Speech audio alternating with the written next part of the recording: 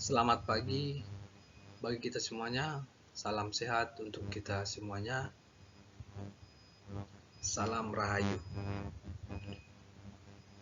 Di sini saya akan mempresentasikan dari tugas kuliah saya yang bermateri sejarah lahirnya filsafat pendidikan. Perkenalkan, nama saya Jeprianto Butar-Butar. NPM saya 2213862200070. Terima kasih kepada dosen pengampu saya, yaitu Bapak Sony Junedi, SPD MPD, yang membawa mata kuliah penghantar filsafat pendidikan. Baiklah, kita akan masuk ke dalam pembahasan. Sejarah filsafat pendidikan. Pada zaman kuno, dengan pemikiran-pemikiran dari para filsuf seperti Plato dan Aristoteles, Plato dalam karyanya memperkenalkan The Republic menggambarkan negara ideal yang didasarkan pada prinsip-prinsip filsafat dan pendidikan. Aristoteles di sisi lain menganggap pendidikan sebagai proses yang penting untuk mencapai kebahagiaan dan kesempurnaan selama abad pertengahan.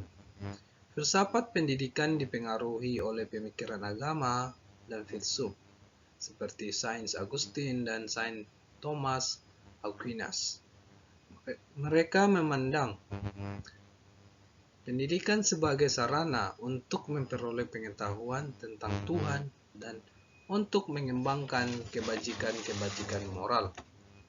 Tetapi mereka juga memperjuangkan pendidikan yang lebih luas dan inklusif, serta mengkritik sistem pendidikan yang otoriter dan hanya mempertahankan kepentingan elit.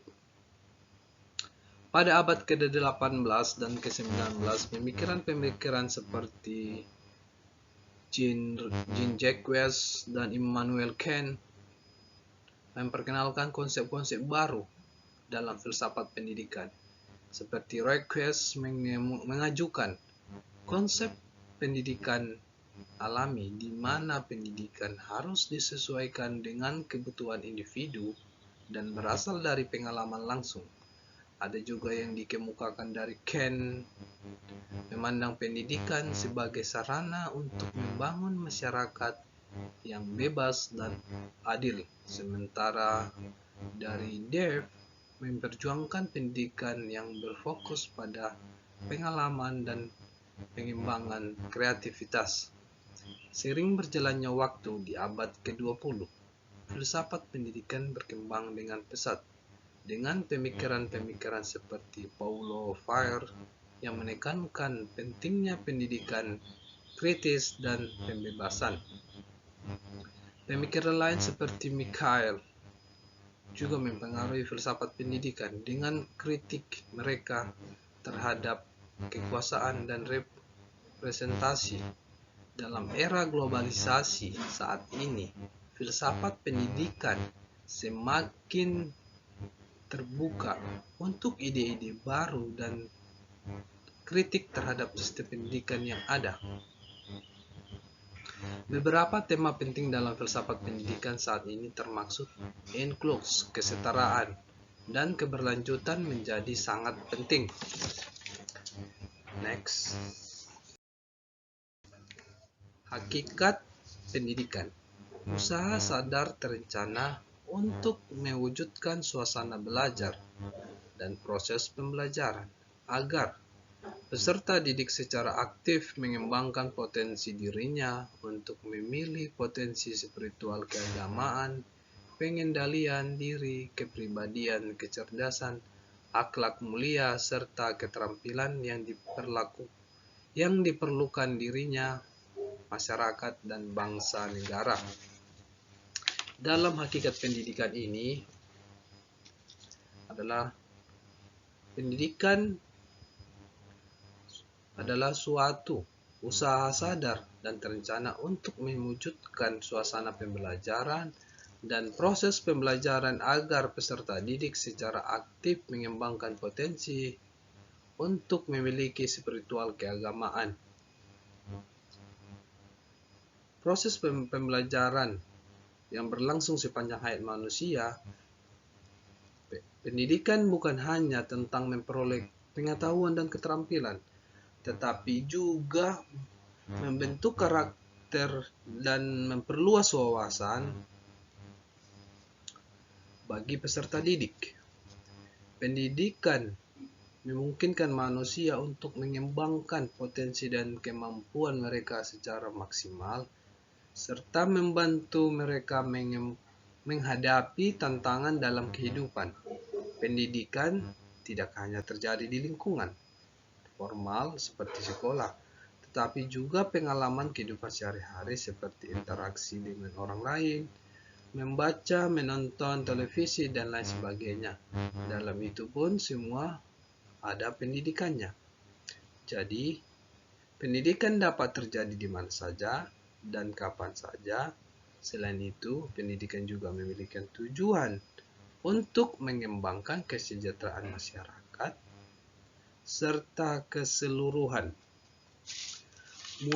Melalui pendidikan, individu dapat memperoleh keterampilan dan pengetahuan yang dibutuhkan untuk berkontribusi dalam masyarakat dan membawa perubahan yang positif. Dengan demikian, hakikat pendidikan adalah sebuah proses pembelajaran sepanjang hayat yang membentuk karakter, memperluas wawasan, mengembangkan potensi dan kemampuan, serta meningkatkan kesejahteraan masyarakat secara keseluruhan. Jadi, hakikat pendidikan adalah pendidikan yang memiliki hakikat atau esensi yang penting dan beragam. Pendidikan bukan hanya memperoleh tentang pengetahuan dan keterampilan, tetapi juga tentang membentuk karakter dan memperluas wawasan. Oleh karena itu, pendidikan merupakan suatu usaha sadar terencana mewujudkan suasana belajar dan proses pembelajaran agar peserta didik secara aktif mengembangkan potensi dirinya untuk memiliki potensi spiritual keagamaan, pengendalian diri, kepribadian, kecerdasan, akhlak mulia, serta keterampilan yang diperlukan dirinya, masyarakat, bangsa, dan negara. Kita akan masuk ke slide berikutnya. Tujuan filsafat pendidikan adalah untuk membantu kita memahami makna dan tujuan sebenarnya dari pendidikan. Ada 5 tujuan pendidikan. Yang pertama itu adalah memberikan pemahaman yang lebih dalam tentang sifat dan makna dari pendidikan. Memberikan pemahaman yang lebih dalam tentang sifat dan makna dari pendidikan.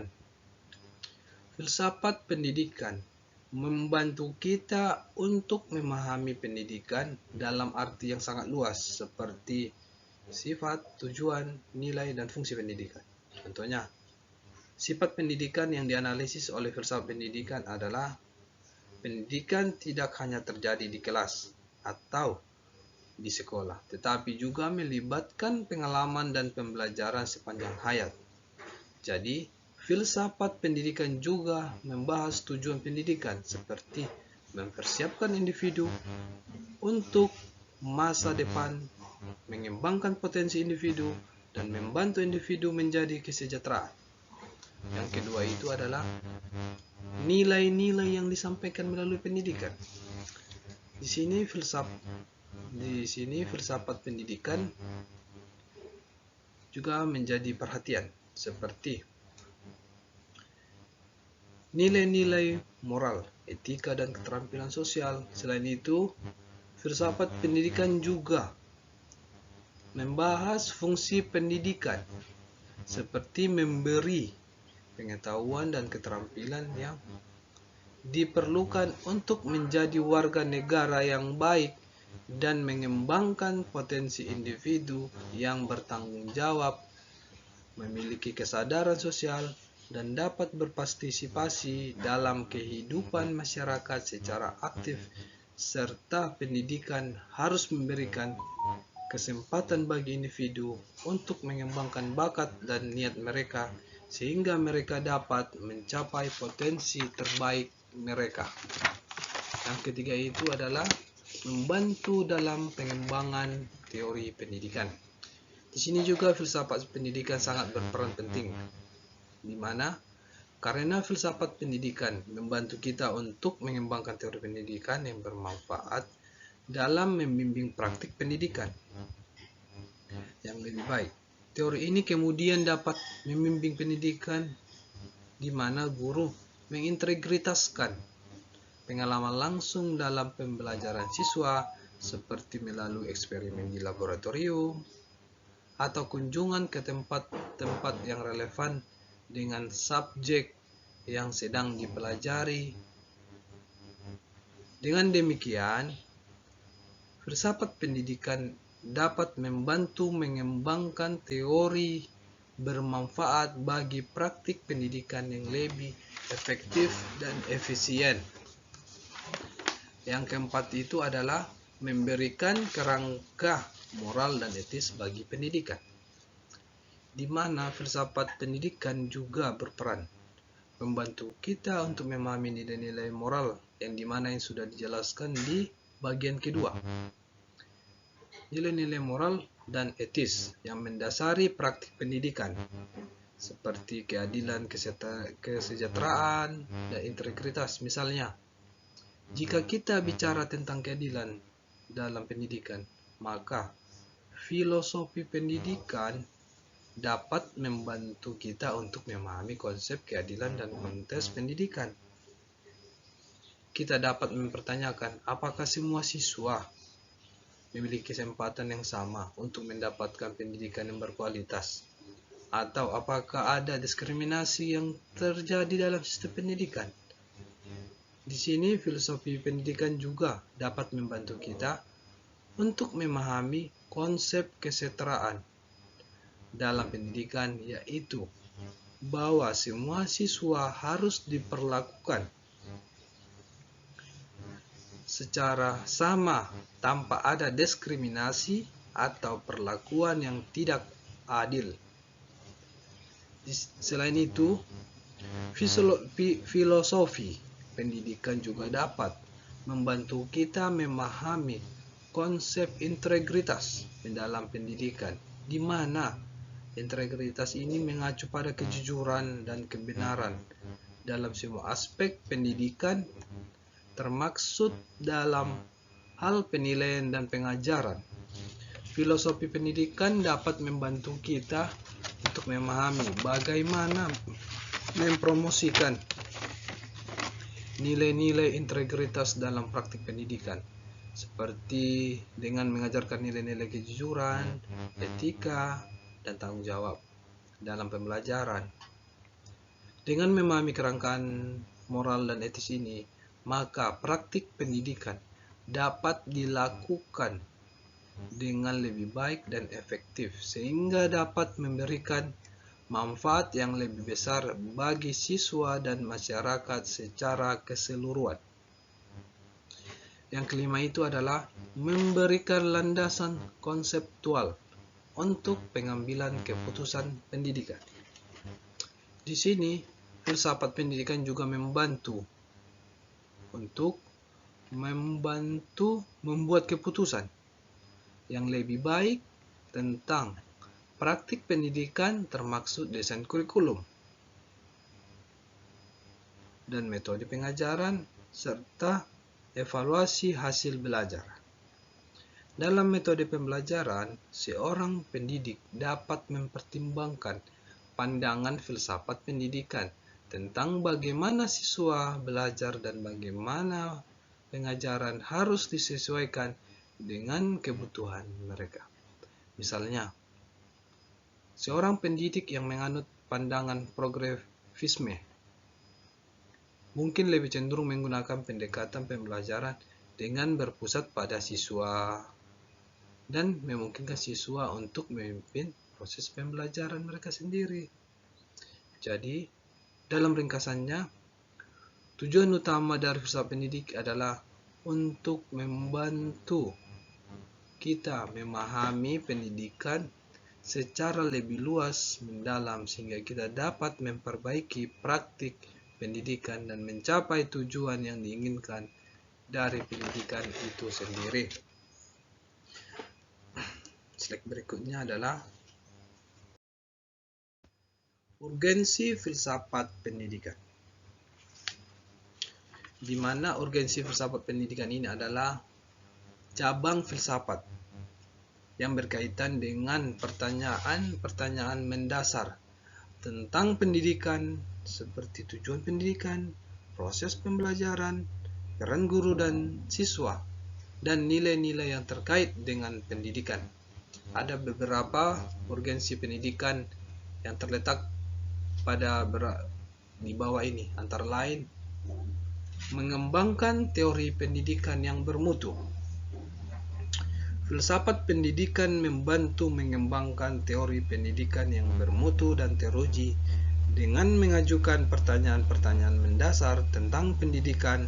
Filsafat pendidikan dapat memberikan dasar-dasar konseptual bagi pengembangan teori pendidikan yang lebih baik.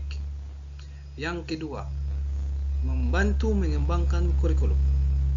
Filsafat pendidikan dapat membantu mengembangkan kurikulum yang lebih baik dan relevan dengan kebutuhan masyarakat dengan mempertimbangkan nilai-nilai dan tujuan pendidikan. Filsafat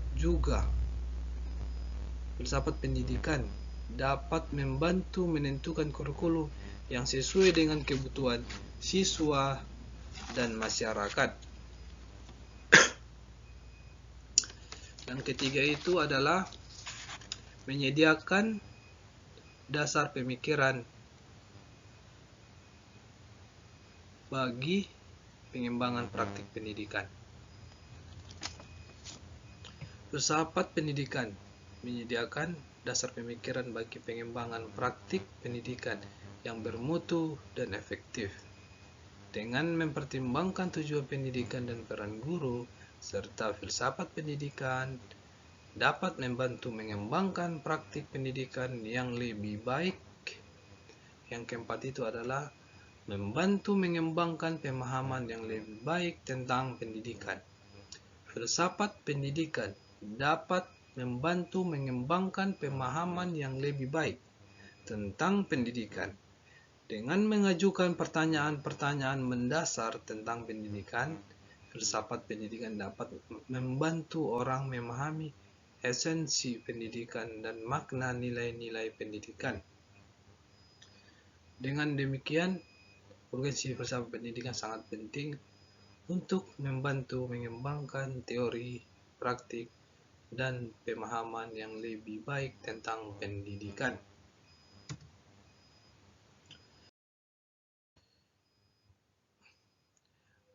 Baiklah, sekian yang dapat saya presentasikan pada tugas kuliah saya ini. Jika ada tutur kata yang salah, saya mohon maaf. Jika penjelasan saya susah dimengerti, saya mohon maaf. Dari materi yang di atas,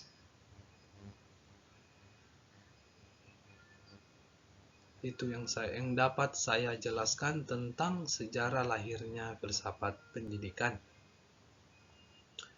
Terima kasih kepada Bapak Sony Junedi. Salam sehat buat kita semuanya. Salam Rahayu, Horas.